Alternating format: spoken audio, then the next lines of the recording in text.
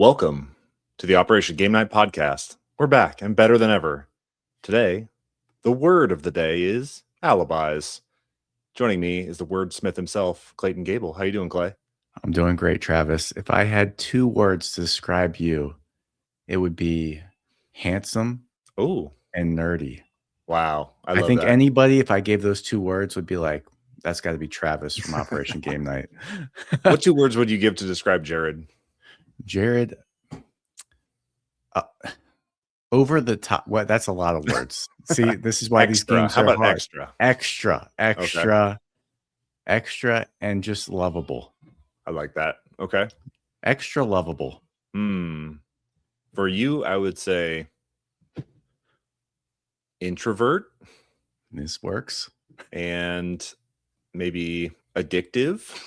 Yes. Maybe passionate. I like that. I like passionate. How about that? Let's go with passionate. Yeah, passionate. We'll put a positive spin on it. Yeah. I don't mean to say addictive is a bad thing, but I know you. I know you. I'm an introverted, passionate man. You're just a handsome nerd. All right, enough love. Yeah. Talk to me about alibis.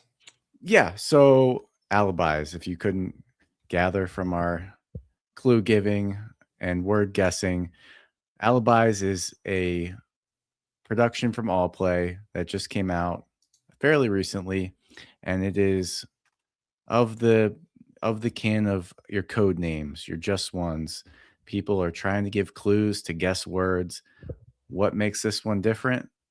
Not a whole heck of a lot, really. I mean, at the end of the day, I end up just buying new ones of these type of games because I just play the other games so much that I'm just like, okay, I'm kind of sick of it. I don't have a reason to be sick of it. They're still good games, but I just want something new to pull out on the table and look at besides. So Alibis, bottom line up front, it's a great game. It's just like the other games. There's a couple twists to it that are a little unique, but at the end of the day, all these games kind of provide a similar experience and tap into that same like trying to get in each other's heads feeling. But in Alibis, I would be lying if I told you I understood the theme. You're either bad guys that are trying to create alibis, or you're police officers that are trying to like narrow down who doesn't have an alibi. But ultimately, there is a grid in front of you with a bunch of cards. So there will be words out in front of you equal to the amount of players times 2 plus 1. So each player will get dealt 2 cards, and then there will be 1 card in the middle left over. So say there's 4 people playing, there would be 9 cards out there. Everybody would get dealt 2 of those, and then there would be 1 that nobody was assigned. So at the same time, everybody's got their 2 cards. So I know that I'm looking at card number 1 and card number 6, which gives me the word monkey and tree. And so I write on my little clue sheet, jungle. And then we all just wait. Everybody's writing their clue simultaneously. And then we reveal. And so everybody has like a little grid that mimics what you have out in the center of the table. And everybody has their own little symbol. And you go around and you look at everybody's clues and you say, okay, Mary wrote money down. Which 2 clues do I think, which 2 words does she have that she gave me the word money? And then I write her symbol on my little grid next to those numbers. The next person reveals their word. I do the same thing. And eventually, till everybody reveals their word, you'll be left with 1 villain that doesn't have a symbol assigned to it, which that's the ultimate goal, is you're all trying to end up with the same villain that didn't have an alibi or does have an alibi. I don't know. So anyway, that's the core flow of the game based on, if somebody had my 2 words exactly right, you get to remove heat from the game. The goal is to get rid of all the heat. So you start with a certain amount of heat that's built up from the police officers. There's a theme there. If If any one person guesses my 2 words exactly, I get to remove a heat. And then at the end, for every person that had the right supervillain that was left over, you get to remove 3 heat. Okay. So that's how you really get rid of most of it. So you can kind of mess up most of the people's individual guesses, but if you end up with the right person left over, you still did pretty good. Okay. So that's Alibis. You play 3 rounds of it, and you hope to get rid of all the heat by the end of the game. And whoever has the least amount of heat wins. Is that what that is? Cooperative, so we're all working together. Check. Okay. Yeah, sorry. I should have said that up front. All good. I was like, I read the back of the box, which we're showing on YouTube. It says, make an alibi to link your 2 criminals. Use the other alibis to eliminate suspects. And 3, find the real perp without an alibi, which makes me believe that you are acting as the cops trying to find the bad guy that doesn't have the alibi. This makes sense. However, why would you be removing heat if you are? I don't know. All right. Yeah. Whatever. Don't worry about I get the the theme. premise. Don't worry about the theme. So you've seen these games before, yeah, Travis? Plenty. Yes. So yeah, alibis, like I said, it's nothing that's gonna make you jump out of your freaking pants with excitement about it, but it does the job. And like I said, my trajectory in these games went from honestly, Codenames was one of the first games that got me into board gaming. I was like, whoa, this game's super cool. Played Codenames to death. Just One came out. Codenames is retired. Just One, played Just One to death. So Clover comes out. Just One is retired. Now, So Clover is my go-to word game. And then played So Clover to death. I think Decrypto jumped in there for a little bit. Yeah. I was like, oh, I need something new. And then this kind of has been the newest iteration of like, okay, this is kind of my go-to word game. We get a group of 6 people. Let's just, go ahead and pull this out real quick and get into something that everybody can enjoy. What's your go-to word game? Do you have one that's been like a hit in your groups? So I don't know if I've ever played Codenames in like a big group. We had Codenames Duel for a while, just Rachel and I. And I got that maybe 2018-ish. And that one stuck around for a while. It was just something easy to pull off the shelf when we were just like needed something quick to play. Enjoyed that one. That was fine. While you were listing off these games, the one that kind of re-sparked an interest was Chameleon, which is like guess the word mixed with hidden role. Have you ever played Chameleon? I have. Yeah, that one's pretty cool. I do like that one where like one person is out of the loop and like does not know what the word is. And then they have to pretend like they know what the word is by describing it. I like stuff like that where somebody has to try and like act outside of their role. But yeah, it's obvious why these games were popular, right? Everyone can play them. There's very low barrier to entrance. And I wonder what like the highest weight on BGG is for one of these games.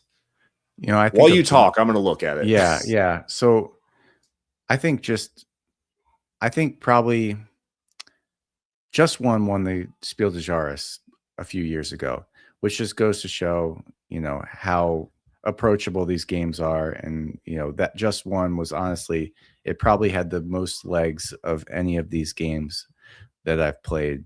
I think that one plays up to 8 maybe out of the box. And if you get 2 sets or you just have people write on a piece of paper, you can honestly play Just One with any number of people. Just One plays on the idea that one person has a word, they don't know it, and everybody else has to give them clues to try and get them to guess what their word is. But everybody reveals their clues to each other before the person gets to see them. And if you matched your clue with anybody else, you can't show that clue. Yeah. So that's why Just One is unique. And it forces you to try and think differently than other people because, you're trying to give somebody a clue for like Snickers and everybody will say candy, you know, but you're like, no, I can't say candy. Everybody's going to say candy. How can I give a more clever clue that hopefully combined with some other clever clues Yeah. will lead them to the word? And the thing about these games is, you know, the fun, it doesn't even matter if you win, honestly. The fun, it's just as fun when somebody gives a terrible clue Oh yeah. and you get to like be like, what were you talking about? Like, what did that even mean? And you get to dig into those conversations like, oh, wow, I did not know your brain worked like that. That is wild. It's kind of tapping into that like very nostalgic feeling of playing charades or something, right? Something that has been popular forever, basically since like people started having dinner parties in the 50s and like inviting people over to play charades and eat a meal, right? It's kind of tapping into that where everyone can join in, and the real fun is the conversation that happens above the table once those clues are given or the word is guessed or the turn is resolved. Everyone has to have a discussion about like why they picked what they did, right? It's the reason like games like not Words with Friends. Oh my goodness. Wordle? No. What is the freaking I'm trying to look over my shoulder at the games. Code What is names. the game where you like all put in the card and then like the person that's like it's their turn, they like pick their favorite Oh, apples to apples. apples to apples. It's yeah, kind of like that, right? Like Cards Against Humanity. That's what I was looking for. Oh Same, God, same. don't slander these games by lumping them in with Cards Against Humanity. No, but I'm saying like Yeah, the real fun in any party game, which all of these are, I yeah. would say, party games, is to pull them out at a party with even in mixed company that you don't know as well as you would typically play games with, and have that conversation above the table once turns are resolved. I think that's where the real fun comes. I cursory search, mind you, but it says that like the heaviest of these types of games is like Decrypto at 2.0. That's what I thought. The crypto Yeah. does have some interesting, like I wouldn't pull out the crypto with a group of non-gamers because Yeah. there's just enough extra stuff going on. Did I ever play that with you, No, Travis? I don't know if we've ever played Decrypto. But basically, you're like you're on a team and you're giving clues to your team, but the other team can hear your clues as well. And if they Okay. can figure out your word before them, and there's some other like intricacies there to it, but you're each like giving clues to your team, but it can be intercepted by the other team, and Mm, then you get like extra points for that. But yeah, the crypto's a lot of fun, but definitely a little more rules intense than just one where you can yeah. pretty much hand people a whiteboard and say, write a clue for this word, and they see how it works. Yeah. And I don't want to like, I don't know, besmirch these games at all by calling them filler games, but that's kind of what they are, right? Like they fill some time after dinner, they fill some time between games with something lighter, they fill some role in your gaming collection where people come together to play this game. And the reason that I know this is because the number of people I during my last Disney trip not too long ago, the number of people that still play Heads Up in waiting lines for rides is insane. And that's basically what these games are, right? Like people standing there with their phone on their head, like looking silly, playing Heads Up. Like they're playing it while they're trying to fill time before they can go on the ride. And I appreciate that they are as simple as they are, that you can take them anywhere and play them in a line in Disneyland. But uh, I don't know. Is it time to move on from these types of games? Like Codenames kind of created this revolution, this most recent revolution, where we have had a slew of these games. Like, have we reached our saturation point? I I don't know. I don't know if we've reached our saturation point. I think to hit on what you just said about being a filler, like I mean, often most of these games they have some type of scoring metrics, but it rarely matters. Like Yeah. it'll say play 8 rounds, but you end up playing 17 because you just kept passing the Yeah. thing around and taking new turns until you got sick of it. I think while there are a lot of these games, like I said, I am always in favor of just something new, because inevitably once you show your family like these type of games, you're not this is what they're going to ask for. Yeah. I mean, your non-gamer family, they're if they know that you have something like this, they're not going to sit down and want to play Carcassonne with you. Sure. They're going to want to play the word game, and Yep. then you end up playing just one at every family gathering for 3 months, and I just need a new one every now and then just to Yep. satisfy my need for variety. But yeah, so I'm in favor of them keeping coming out and tweaking. Again, none of them really provide anything that spectacular. I do like some of these more recent ones that have kind of diverted the attention away from a single person, like in Code Names. My biggest beef with that game is that like one person is on the spot trying to Yeah. come up with a clue, and everybody's just watching them try to come up with a clue, and you So feel much this pressure. immense pressure to like be super clever on the spot. And in like a lot of these other games I've mentioned, Alibis, So Clover, Just One, it's a lot of people trying to come up with a clue at the same time. And So Clover, you each have a little clover and you're all just writing your clues at the same time, and then you solve them together. So I do like that it's kind of evolved into that, away from the and code names too. Sorry, this is code names. I feel like I'm not going in on code names. It's a great game. It's brought a lot of people in, but to me, it's just too hard to do anything more than give two word clues. Yeah. Like you're like, okay, I can link these two words together pretty easy out there. But then as soon as you try to go to three, it's too hard. And you're like, I don't, and maybe that's just my feeble little brain. But every time I played it, I'm just like, I'm always just given a clue for two, but I want to push myself, but I Yeah. just can't. I can't get there where I can link three words together with one word. Uh, but yeah, so like a lot of these, like So Clover and Alibis, two is like the magic number for trying to create like a word that links two things Sure. together. But three is too much. It's too Yeah. hard. I love that you said like once you show this to people or show this to your family, that's all they're going to want to play. Because probably, I don't know, 15 years ago now, when my sister moved into her new house, we went to visit and I was like, we're going to buy you a housewarming gift. And part of that gift was bananagrams. And I was just down there like 2 weeks ago and we pulled out the same copy of bananagrams that we have been playing for 15 years. Like Yep.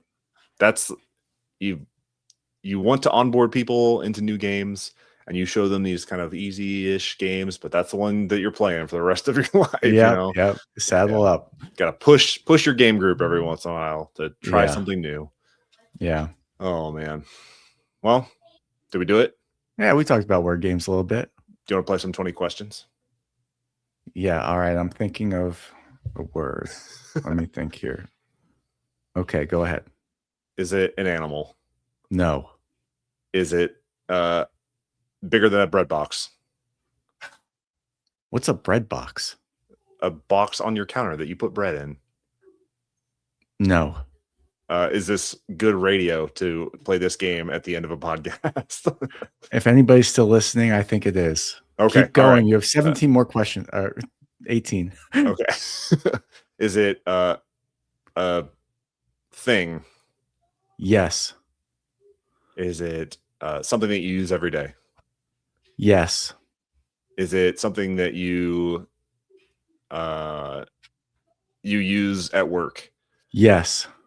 Is it something that is in the room with you right now? Yes. Is it something that you can send emails on? No. Ooh. Is it something that weighs less than 10 pounds? Yes. Is it something of high dollar value? No. Perhaps. Okay. Some people might spend a lot. Hmm. You got 10 left. Is it something that helps make you comfortable? Could be. Okay. Is it something designed for ergonomics? Not mine. Oh. Is it something that you sit in? No. Ooh. Something that you... I can't believe we're playing 20 questions at the end of the podcast. We've gone off the rails, people. Yep. Is it something that is required to use every day in your job? Yes. Ooh. Is it something that you manipulate with your hands? Yes. Is it something that you click on your computer with? No. Okay. So something that you... Can you listen to music on it? No.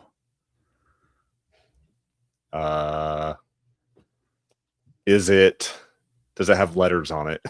Yes. Is it a keyboard? Yeah. Okay. That took me way too long to get there. With 3 questions to spare. I thought computer, but wow. Well done. We guessed the word. We added 2 minutes to our podcast length by playing 20 questions. And now for the next 15 years, we're going to end every podcast episode with a round of 20 questions. It only makes sense. That's right. All right. People love word games. We did it. I'm going to say we did it. We did it. For Operation Game Night, guess the hosts. I have been Travis. He has been Clay. This has been Operation Game Night, and we are out.